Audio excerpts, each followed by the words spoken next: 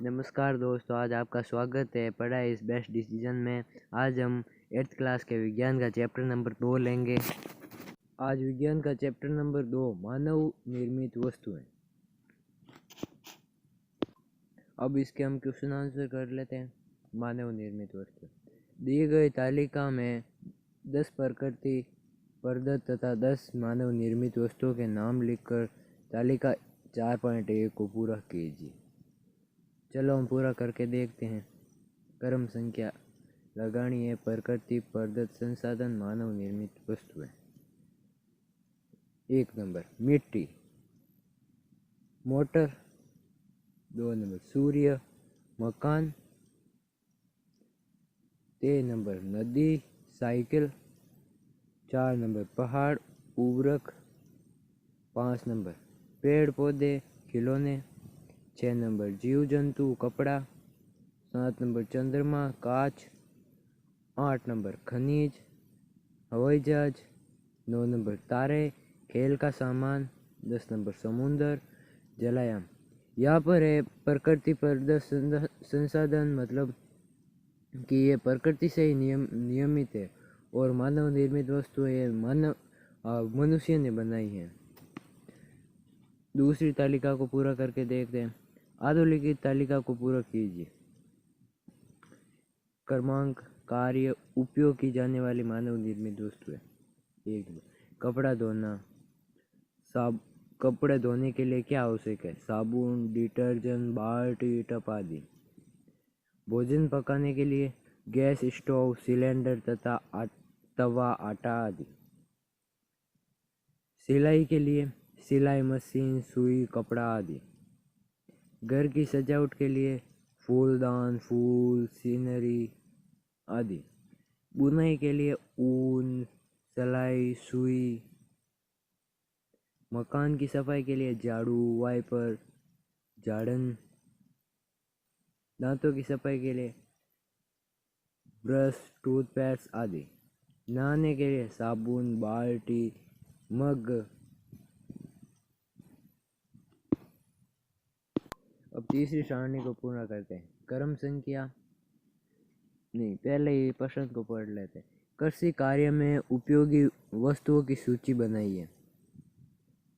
क्रम संख्या वस्तु, क्रम संख्या वस्तु 10 बना देनी है। खुरपी, कल्टीवेटर, उर्वरक, थ्रेसर, हल, ट्रैक्टर, कीटाणुनाशक, नलकूप, भैंसा गाड़ी, फावड़ा। अब आप भैंसा गाड़ी की जगह ट्रैक्टर लिख सकते हैं। विभिन्न प्रकार के साबुन का अवलोकन करके तथा नहाने, कपड़ा धोने एवं बर्तन साफ करने वाले साबुनों की सूची बनाइए। क्रम संख्या कपड़ा धोने का अपमार्जक, बर्तन साफ करने वाला अपमार्जक।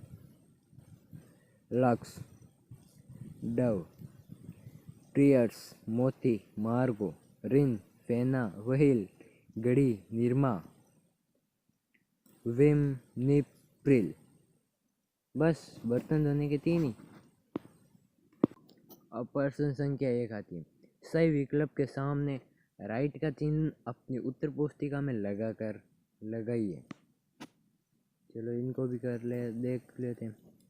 थर्मोकोल का दूसरा नाम था, क्या है?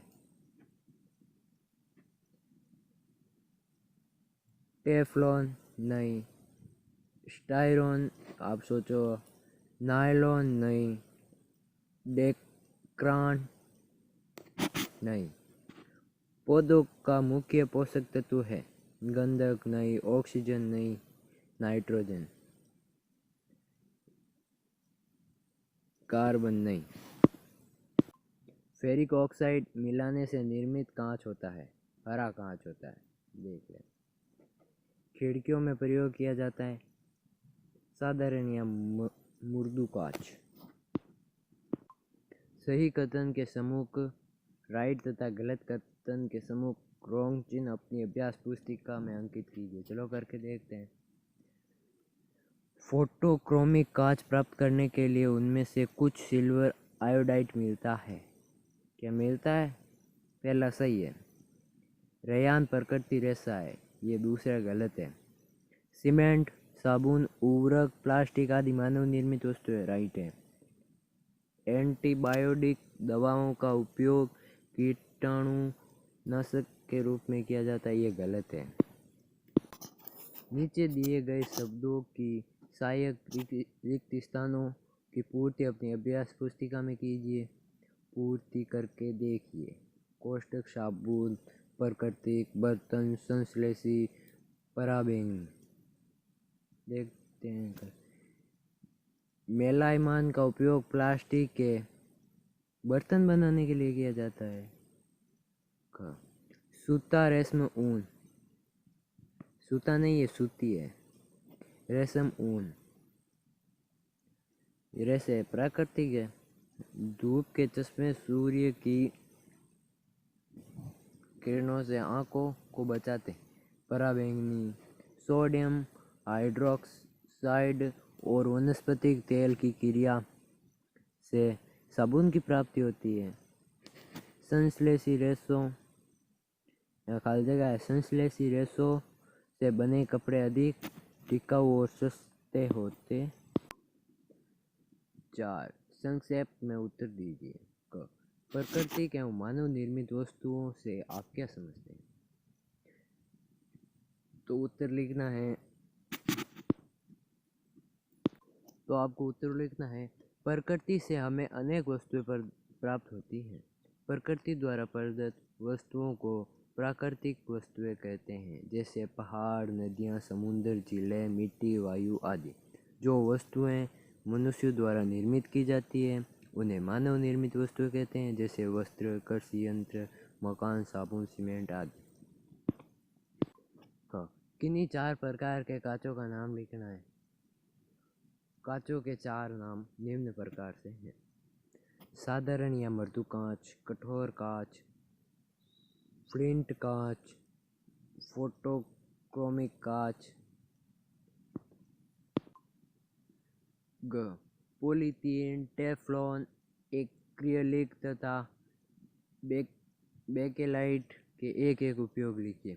पॉलीथीन का उपयोग थैली बनाने में, टेफ्लॉन का उपयोग नॉनस्टिक बर्तन का ऊष्मा प्रतिरोधी परत चढ़ाने में, एक्रिलिक का उपयोग कार एवं ट्रकों की खिड़कियों में, बेकेलाइट का उपयोग बिजली के प्लग, स्विच, कंदी, पेन और हत्थे बनाने के लिए किया जाता है। प्रश्न संख्या 5। खंड क के अधूरे वाक्य को खंड ख की सहायता से पूरा कीजिए। मनुष्य अथवा मशीनों द्वारा तैयार की गई वस्तुएं मानव निर्मित वस्तुएं कहलाती हैं। मकान बनाने में ईंट, सीमेंट, सरिया आदि का प्रयोग किया जाता है। 3 नंबर, सीमेंट के नए प्लास्टर पर पानी का छिड़काव आवश्यक होता है। 4 नंबर, कृषि उत्पाद बढ़ाने के लिए उर्वरकों का उपयोग किया जाता है। 5 नंबर, रेयान रेशों को कृत्रिम रेशे भी कहा जाता है। प्रश्न संख्या 6। निम्नलिखित प्रश्नों के उत्तर दीजिए। भूमि के पोषक तत्वों की पूर्ति के लिए कौन कौन से उपाय किए जा सकते हैं? उत्तर, भूमि के पोषक तत्वों की पूर्ति के लिए निम्नलिखित उपाय किए जा सकते हैं। भूमि को जोतकर कुछ समय के लिए छोड़ दिया जाता है, जिसके पोषक तत्वों की पूर्ति पर्यावरण से स्वतः हो जाती है। दूसरा, फसल चक्र के नियमों का पालन किया जाए। तीसरा, भूमि में पोषक तत्वों की तत्काल पूर्ति के लिए विभिन्न रासायनिक खादों का प्रयोग किया जाए आदि। इतना ही। प्रश्न संख्या क। धूप में बाहर निकलने पर हम धूप के चश्मों का प्रयोग क्यों करते हैं? हम धूप के चश्मों, यहाँ पर दोस्तों म की जगह हम है। हम धूप के चश्मों का प्रयोग आँखों को सूर्य की गर्मी से बचाने के लिए करते हैं। ग, संश्लेषित रेशों से बने वस्त्र जल्दी क्यों सूख जाते हैं? संश्लेषित रेशों से बने वस्त्र हल्के होते हैं और इनमें सिकुड़न नहीं होती है, इसलिए ये जल्दी सूखते हैं।